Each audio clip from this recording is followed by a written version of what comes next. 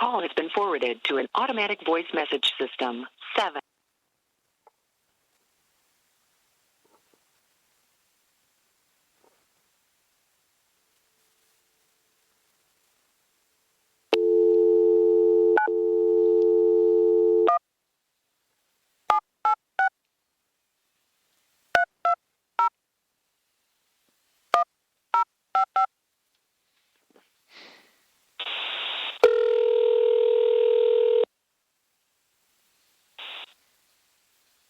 Hello?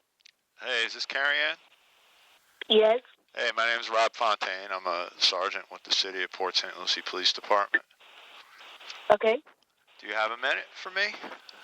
Yeah, I'm on my lunch break. Okay, this won't take long. I don't know if your mom told you. She came in and talked to us last week. Yes. About or I think the week before or something, but yes. Yeah, Mm-hmm. Dornette is raising numerous questions, so we're continually having to keep asking certain things. So I apologize for bothering you. I just had a very simple question about the night your dad went missing. Okay. You obviously you went over to your mom's house. Did you? Yes, when I got the phone call. Mm-hmm. Right. Did you happen to look at your dad's cell phone or use his cell phone at all while you were there? I looked at it to check like his call history. Yes. Okay. Did any calls come in while you were at the house? No, because I came in after the fact. But when I looked at his phone, it showed a private number. But that would have been while I was at my home. Okay. All right. Yeah, that's what we were trying to figure out. Maybe who that private number was, or where that call came from. It could be anything. It could be a solicitor. It could be anything, but we don't know at this point. But your mom doesn't remember either, which I didn't really expect her to. But yeah, I know when I looked at the phone because we were trying to figure things out. But the police was there when I looked at it. That call was already in. Before I got to the house. And I also wanted to get a hold of your sister Christine, and the number I had for her is 786-564-1054. That's correct, but she works at a doctor's office, so like her lunch break I think is between 12 and 1. Okay. And you're not gonna catch her until after 5. I got you. All right, I'll try her a little later on then. That's okay. That was it. That was the only thing I was trying to put that to rest was that cell phone thing. So. Yeah, absolutely. And I'm so sorry for your loss with your dad. Thank you. We're just trying to, like I said, Dornette's raised a bunch of questions, and we're just trying to answer some of the questions that she's presenting to us. So, have you heard? Yeah. Have you heard from Dornette at all? She's never spoken to us. Okay. All right. Not even like when my mom. I think my mom was the one who called her, and that was the only time like they spoke. She's never spoken to us or attempted to speak or anything like that. My sister attempted to speak to her several occasions as she walked away, and her daughter stopped my sister too from speaking to her. I guess because her daughter knew what Dornette was insinuating. I guess why she stopped trying to tell my sister like don't approach her. Right. But my sister was the main one who really tried to like put the peace out there. And even there was an incident in Stewart where Dornette called her all type of female dogs and told her about your auntie, don't call me, don't talk to me. Like, it was crazy. I mean, what do you think is driving Dornette to make the insinuations that she's making? What do you think's behind it? In my personal opinion, I feel like she's hurt.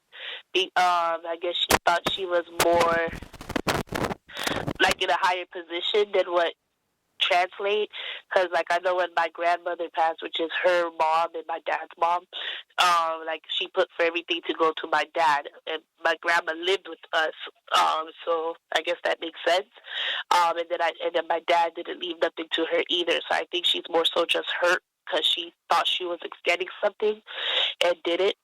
And then also, like, she's playing this like they were close, and they were only close because my dad put out the effort, not her. My dad's been sick for a while, like with his heart, and she never once visited him, never once anything.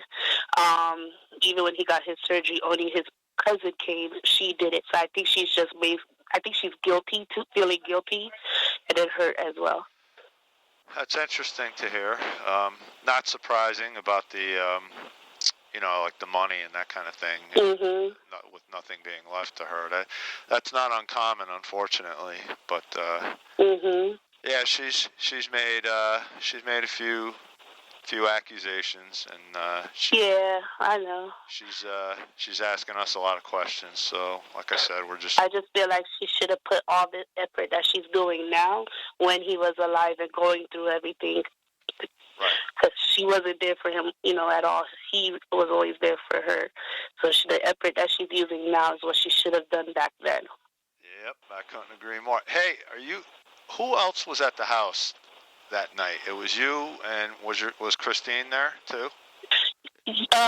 So like I think I got there maybe like 3 or 2:30 in the morning. My mom tried to reach both me and my sister, but we were both sleeping. And then I got the phone call and I spoke to the police. And then I came. I want to say maybe 2:30, 3 o'clock. Okay. My sister, I can't remember what time she came. If it was like 5 or 6, because she was sleeping too. And then my brother came as well. Michael? Yeah, but he's up Dornet's butt too, right. So we don't talk to him no more. And then Patrick, or is Paul his real name? He has like a pet name, so I don't know if I think Patrick is his birth name, but he's passed away too. Like he passed away a month ago, I think. But that was one of my dad's best friends, and he came over because I called my friends, and I texted them, and I just asked them, to help me look for him, or, whatever. And one of my friends is close with Patrick, and she told him, and then he called me, and then he was like, I'm coming right over, and then he came as well, so the police saw him as well. All right. Well, that's helpful to me. I can sort it out a little more, but we should be done. I imagine this is probably going to be the last of it, unless. I don't think you're going to be done. Well, at some point. She's on a rampage. Yeah. I know she is. I know. But, we can't. It is what it is. The medical examiners, they completed their stuff, and if she's probably not going to get the answers that she wants, but. Right. That's the truth. She's going to have to accept the truth. So. But if you have any questions, you can call the police department. We'll be happy to answer any questions you or your sister might have. Yeah. The only questions we have is like her like Dornet on her Facebook page. She's putting out all of our stuff.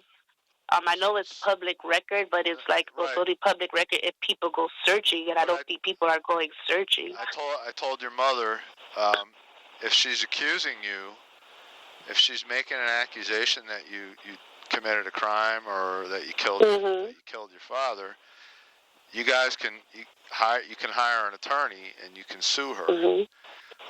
Well, it's not even so much that, because for the most part, it's like she's putting it out there, and then her friends are the ones, like she'll just say, oh, like, follow the money, and then her friends will comment and say, oh, it's the wife, it's the, My thing is like, she put out my address for every, because my mom has been paranoid, especially when everything first went down, because he had a cousin, and my mom doesn't know this, but Detective Myers was the one who told me and my sister.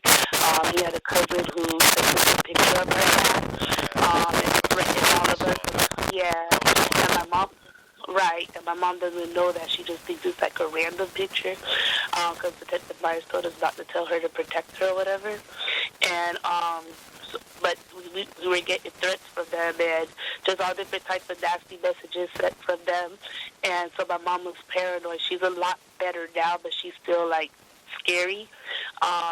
And so, like, one of the things Dornette put out was an interview that Detective Myers had with my mom where she asked her my address. And then, like, Dornette, instead of bleeping it out, or I don't know how it works with public records, but she put that out there. Well, I could tell you, if it was me, and I've seen everything Dornette's done with the website and Facebook and all that, I would sue her. I would hire an attorney, and I would file a lawsuit for libel. That's what I would do. Libel, okay. Yep, that's like slander, that type of thing. Mm-hmm. So that's what I would do. I mean, you could certainly do that if you choose to, but right. if I was in your position or your mom's position, and she was doing that and making all these insinuations, I would sue her. Okay. But yeah, I don't think she's going to because she just wants the peace or whatever. But well, sometimes that's what it takes, though. Sometimes it takes.